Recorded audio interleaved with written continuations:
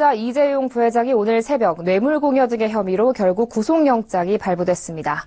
삼성그룹 총수 일가로는 첫 구속인데 삼성으로선 창사 이후 최대의 위기를 맞았습니다. 사상 초유의 사태 속 그에 따른 파장도 만만치 않을 것으로 보이는데요. 자세한 소식은 경제산업부 김혜영 기자와 알아보겠습니다. 안녕하십니까? 안녕하세요. 네, 이재용 부회장의 구속으로 대내외적으로 삼성 경영이 올스톱됐다고요? 네, 맞습니다. 당장 하만 인수의 차질이 우려됩니다. 삼성이 인수키로 한 미국의 전장기업이죠. 하만의 주주총회가 오늘 밤 11시 열릴 예정입니다. 미국 현지에서 주총을 열고 삼성전자와의 합병안을 표결에 붙일 예정인데요. 삼성의 미래 먹거리가 걸려있는 중요한 일정입니다. 그러나 하만의 소액주주 일부가 반대 의견을 펴고 있는 상황에서 이 부회장이 구속되자 주총 전체 분위기에 적잖은 영향을 미칠 것으로 보입니다. 이외에도 장기 로드맵 구성에 필요한 대규모 투자와 M&A 역시 보류될 것으로 보입니다.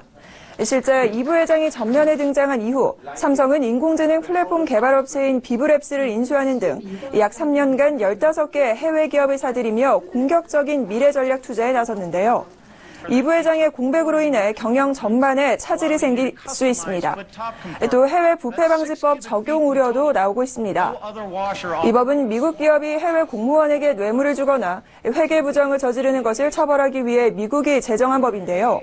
삼성전자는 미국 상장 기업은 아니지만 2008년 해외부패방지법 개정으로 법의 적용 범위가 넓어지면서 제재 대상이 될 가능성이 상당히 높습니다. 만약 제재 대상이 되면 과징금을 내게 되고 미국 연방정부와의 사업이 금지되는 등 미국 내 공공조달 사업에서 퇴출당하게 됩니다. 네, 지금 사업도 비상이지만 이재용 부회장의 구속으로 삼성의 지배구조 개편 작업에도 빨간불이 켜졌죠. 네, 맞습니다. 이재용 부회장이 구속되면서 이 총수의 안정적인 지배권을 행사하기 위한 지배구조 개편 작업에도 비상등이 켜졌습니다. 실질적으로 특검에서 가장 주목했던 부분, 이 구속영장에서 정조준했던 부분이 바로 삼성그룹의 순환출자 구조 해소 과정이었는데요. 삼성물산과 제일모직 합병 이후 공정위가 삼성의 강화된 순환출자 고리 해소를 위해 삼성 SDI가 보유한 통합물산 주식 1,000만 주를 처분해야 한다고 결론을 내렸습니다. 그러나 청와대 압력이 있은 후 그 규모를 절반으로 축소했다라는 게 특검의 핵심인데요. 즉 삼성전자가 뇌물을 제공하고 이에 따라 편의를 봐줬다는 겁니다. 결국 삼성물산과 제일모직 합병의 법적 하자가 문제가 거론되면서 지배구조 개편은 안개 속입니다.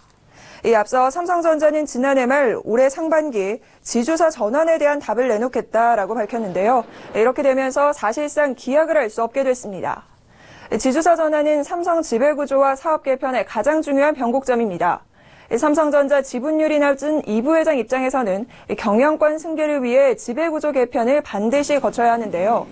삼성은 지주회사 전환을 준비하면서 삼성전자를 사업회사와 지주사로 인적 분할하려고 했습니다. 이에 따라 삼성전자가 보유한 자사주 13%는 지주사와 사업회사 모두 보유하게 되고 삼성전자 지주사와 사업회사의 자사주 주식 교환을 통해 사업에 대한 지배력을 강화한다는 보관이었는데요. 이어 지주회사 격인 삼성물산과 삼성전자 지주사를 합병하고 이렇게 해서 삼성물산의 삼성전자 사업회사의 지분율을 월등히 높일 수 있었던 겁니다. 그러나 이에 브레이크가 걸린 상황인데요.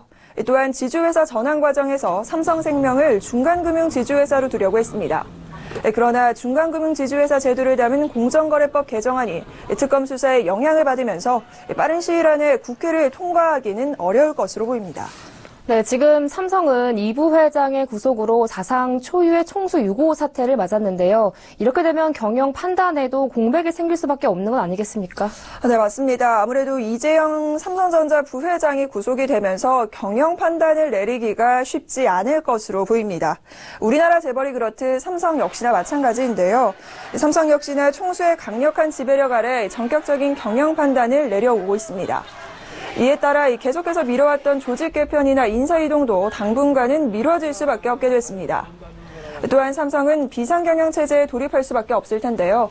당분간은 미래전략실과 계열사 사장단을 중심으로 경영을 꾸려나갈 것으로 보입니다. 계열사 현안은 각사 전문 경영인이 책임을 지고 해결해 나가고요. 큰 사안의 경우에는 관련 계열사의 CEO 간 협의를 통해 풀어나갈 계획입니다. 또한 그룹 전반에 걸친 현안은 CEO 집단협의체 운영을 통해 논의해 나가는 방식을 고려할 것으로 보입니다. 네, 오늘 이 삼성그룹주 주가는 일제히 약세를 보였는데요. 이 총수의 구속 소식이 단기적인 이슈에 그칠지 아니면 장기적으로 부정적인 영향을 줄지도 궁금하거든요. 이 주가 전망은 어떻습니까? 네, 오늘 유가증권 시장에서 이 호텔신라와 같은 일부 종목을 제외하고 이 삼성 계열사의 이 주가는 모두 약세를 면치 못했습니다. 실질적으로 이재영 삼성전자 부회장이 구속되면서 이 투자 심리가 다소 위축된 건데요. 우선 삼성전자는 장 초반 이 낙폭을 다소 만회하면서 0.42% 하락했고요.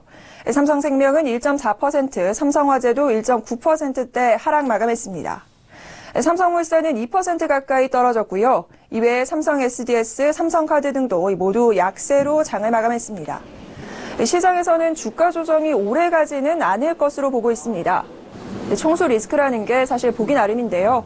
이번 총수 구속을 계기로 삼성이 그동안의 정경유착을 끊어내고 투명 경영과 계열사별 책임 경영에 나설 것으로 기대하는 시각도 상당히 많습니다. 그렇다면 주가가 긍정적인 영향을 받을 수밖에 없겠죠. 무엇보다 중요한 것은 주가를 지탱하는 실적 전망이 상당히 좋다는 점입니다.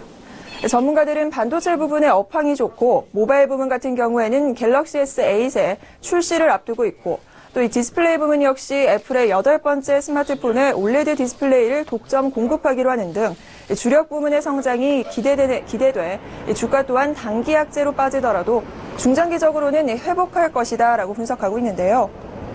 다만 이 부회장의 동생인 이부진 사장이 대표인 호텔신라는 이부진 사장의 역할론에 무게가 실리면서 오늘 장 주가가 상승했습니다. 호텔신라우는 가격 제한폭까지 치솟기도 했는데요. 하지만 호텔신라 역시 일시적인 이슈에 그칠 것이라는 게 전문가들의 분석입니다.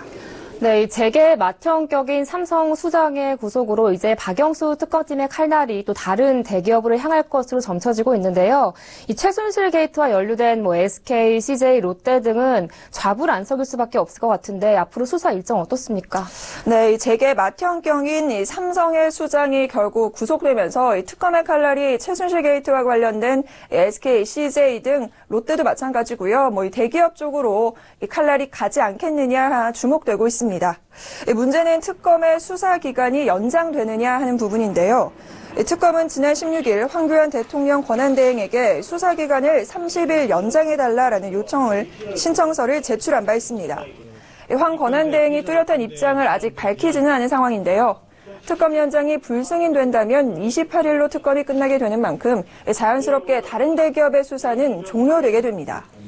하지만 국회에서 특검법을 개정해 수사기간이 연장된다면 대기업들의 수사는 불가피할 것으로 보이는데요. 법원이 이번 이재용 구속영장에서 삼성의 미르 K스포츠 재단의 출연금 204억 원까지 모두 뇌물죄로 간주한 것으로 보는 만큼 다른 출연 기업도 수사 칼날을 쉽게 피할 수는 없을 것으로 보입니다. 미르와 K스포츠 재단에 출연한 기업은 총 53곳이고요. 출연금 규모는 774억 원에 달하는데요.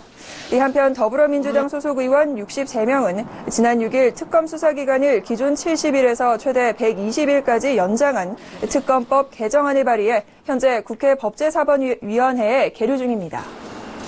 네, 사상 초유의 총수 구속 사태로 삼성이 창사 이래 최고의 위기를 맞았는데요. 그 파장과 또 앞으로 남은 수사 일정 등에 대해서 알아봤습니다. 지금까지 경제산업부 김혜영 기자와 함께했습니다. 오늘 말씀 잘 들었습니다.